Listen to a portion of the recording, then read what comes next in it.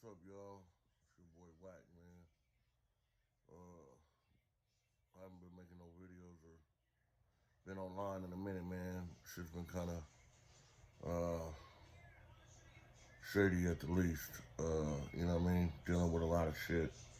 Uh, you know, as most of you guys know, dealing with shit with like my daughter down in California, and then actually dealing with shit up here.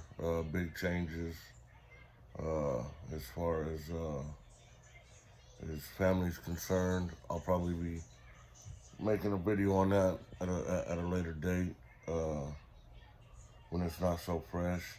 But anyways, so uh, I decided to make a video about uh, doing time in the county jail. The first time being locked up in the county jail at 18. So so here it goes. So as everybody that's followed my story knows that I got out of Campo, out of camp, juvenile camp. They let me out when I was 18. And so I got out, went back to doing what I was doing, running the streets, running amok and all that. Uh, didn't try to find a job, didn't try to do anything productive. Was just back out there in the streets, acting a damn fool. And anyways, um, about a week before I got locked up, my dad had took me down. He had had enough. I had been out for like 4 months. And he said, "You're not going to continue living in my house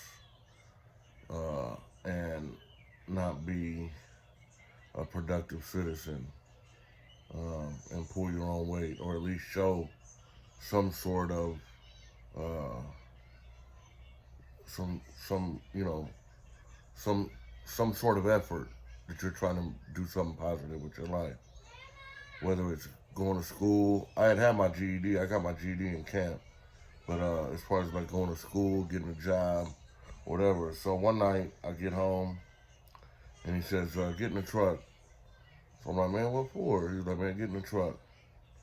So we take off from the house, and I'm wondering where he's taking me. I'm thinking, man, he might be trying to take me to the police station or something. I don't know. But anyways, he takes me down to the Army recruiter's office. I'm like, "Man, what is this?" And he's like, "Man, I'm gonna take you somewhere where you're gonna become a man." I'm like, "Man," so I went up in there, talked to the dude. My dad talked to him. You know, and up until then, everything that I had, my arrest record was all juvenile shit. So the dude was like, he was pretty sure that he could maneuver some things. And at that time, my uncle, my dad's brother, was still in the Army, and he was a command sergeant major. He was about to retire. He probably retired like 3 or 4 years later after doing 30 years in the Army. So the dude figured he could pull some strings.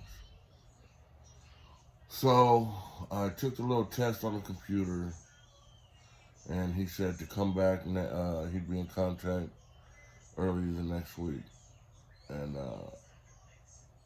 have me come in the office and do whatever.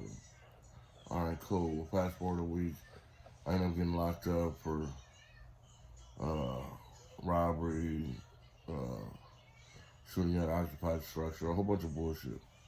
And so I'm sitting in the county jail, and up until that point, I had only been to the county jail once, like 2 months before, for being drunk in public. And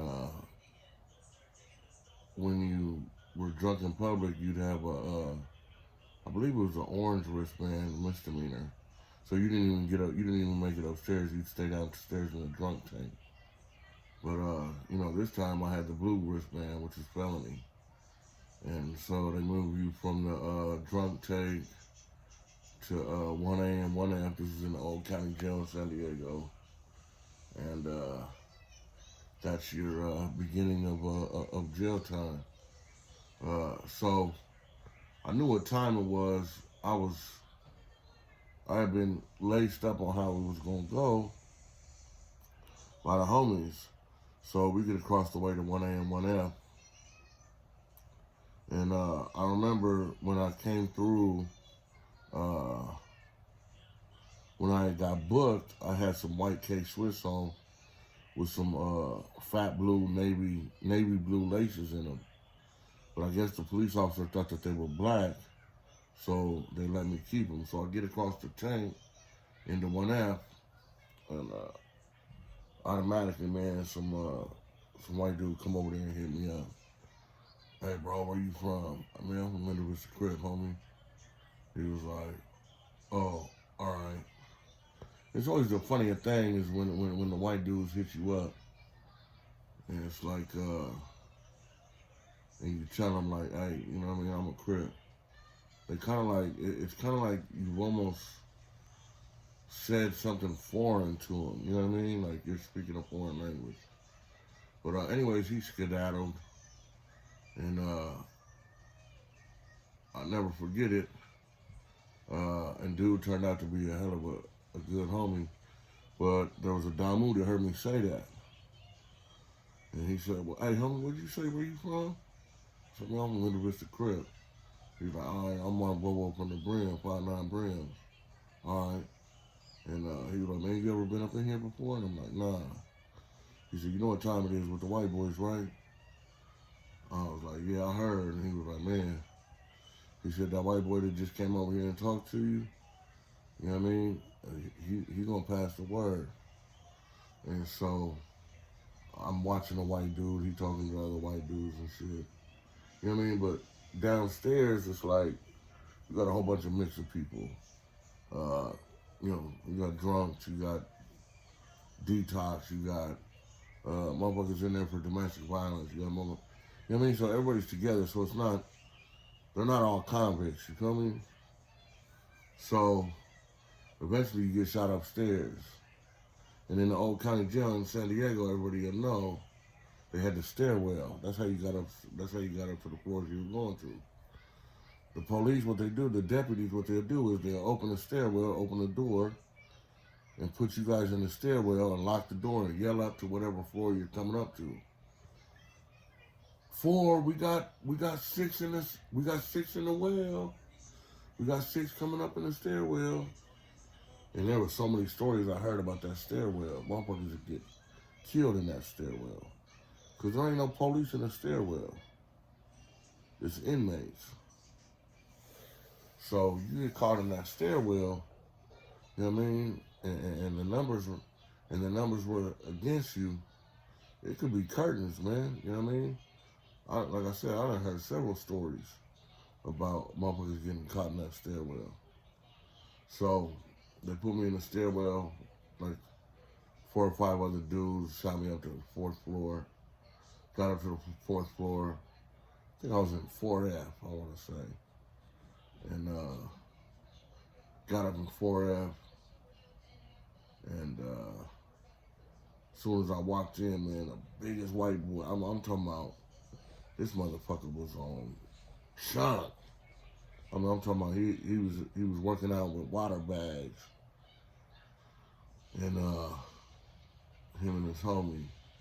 But he was on huff though, like super tatted back, you know what I mean? Had the big ass warbird on his chest, swastikas and shit. Had a big ass dago on his stomach. You know what I mean? I'm like, oh shit. He like looked at me like, what's up, homie? You know, I'm like, what's cracking? And he kind of looked like, he was like, what are you? I said, I'm a Crip. And he was like, your people are over there. And so he called the dude, and it happened to be one of the homies' older brother that was in there. And so I knew of him. Didn't know him directly, but knew of him. And he had heard of me. So we went and sat down and shit, chilled out. He was kind of like, hey, look, man. He said, you know what time it is, right? And I'm like, yeah. He said, look, man, just keep your shoes on. You know what I mean? Anybody say anything stupid, you got to get off. You know what I mean? He said, because they are coming. You know what I mean? And he was like, I'm in trial right now, so I go to court every day. He was like, there's only, I think it was like 3 other blacks in there, 2 other blacks in there. It was probably like 6 white boys, I think. And yeah, man. So I chilled for like a day, took a shower. You know what I mean? Was on the phone and shit. You know, and then the next day, man, it was no. Yeah, it was like a Monday. The next day, the homie went to court, or two of the blacks went to court, and we had just got done with breakfast, and I'm walking back from the tables back towards the cells, and I see the motherfucker come around the table, but he was moving too quickly, so it caught my attention out of my peripheral. And dude socked me in the side of my neck. So I turned around and fired on him. And I caught him pretty good because it knocked him on his ass.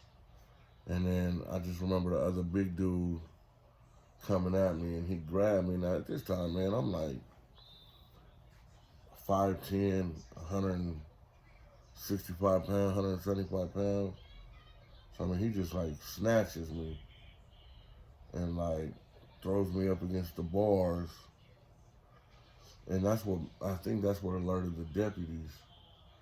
Because shortly after that, they came running and whatever, you know what I mean, pepper spray and all that. Broke that shit up, snatched me up, and put me in this little cell and shit, and was like, man, what's going on? I was like, man, I don't know what's going on. Can you be up in there? Like, yeah, I'll be anywhere. I'm in jail, shit. You know you can go do your time here in the hole if you want. It's gonna be rough for you, man. I said, man, nah, I'm good. He's like, well, we're gonna put you on a bus to George Bailey anyway. So they shot me to Bailey, and get out to Bailey. I go to 3C, and I go up in there, and that tank was pretty cracking, man. There was a gang of homies there, and that's where I was actually really schooled in testing and all that, man, as far as how it goes. You know what I mean? I remember I was sitting there one day and I was playing pinochle. I learned how to play, or no, I might have been playing spades at that time. Playing spades, it was me and a couple homies and the Somalian cat. And so we sitting there chilling and shit, we playing and shit. And I remember the Somalian cat telling me, hey, watch your hand, or watch my hand. I'm like, huh? Didn't pay attention to what he talking about. Sitting there, playing some more. You know what I mean? A couple minutes go by, and this motherfucker just jump up and tee off on me. Bam! Knock me off the seat and everything. So the homies jump up and snatch him. The homie Boo from Ghost Town snatched that nigga up. Well, they're like, fuck that, man. I'm like, nah, let's get down, homie. The homie like, man, y'all go in the cell and get down. So we went in the cell and shit, got down, and to this day, man, to this motherfucking day, I don't know what dude's problem was. I mean, literally, he just jumped up off the table and just fired, you know what I mean? Knocked me off the table and shit. But he got his, though. I busted his shit when we went in the cell. And at that time, I just knew, you know what I mean? This ain't gonna be no simple ride, man. You know, then we ended up getting into it with some Damus. We ended up getting into a little melee between the Crips and the Bloods over the poker table, which happens a lot. That's what they tell you in prison. You don't do the don't fuck with the gambling. That shit always brings problems. Every prison I've been to, and a homie that was involved in gambling, they always end up getting into some shit. And then when they get into some shit, it ends up bringing the whole car into the shit. That's just how it goes in prison. You know, it ain't gonna be no, one-on-one most likely. I mean, because it can be and it has, but you gotta think about it. Sometimes motherfuckers ain't, their homie gets whipped, they gonna fuck that. You know what I mean? They gonna want their get back. So gambling's a no-no. But the county jail, man, like I said, the county jail for me was cool. County jail was more of a learning experience. There was violence and shit like that, but nothing can compare you to going across that street to that state penitentiary, man. And then that's when you really see some shit. Not saying that there ain't no violence in the county jail, because there is, but nothing along the lines of state prison. So, but yeah, that pretty much sums up my time in the county jail. I did get whooped on by the deputies in South Bay. They gave me they call it the elevator treatment. When you walk in the elevator at court or whatever in South Bay, they make everybody walk to the back of the elevator, face the back of the elevator, put your hands in your pants. No talking. Well, when I walked in, there was a dude, an essay, asked me where I was from, and I told him where I was from. And he acted like he couldn't hear what I said, so I said it again. And the deputy was like, "Didn't I tell you to shut the fuck up?"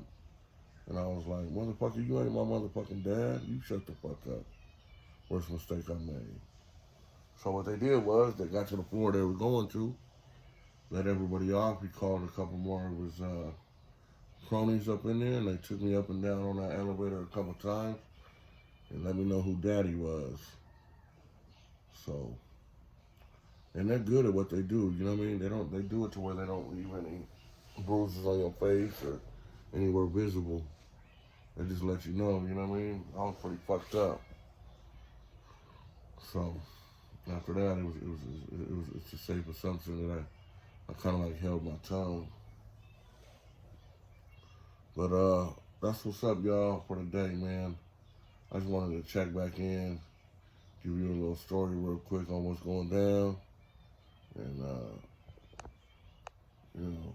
keep me in your prayers, y'all, as I do for y'all.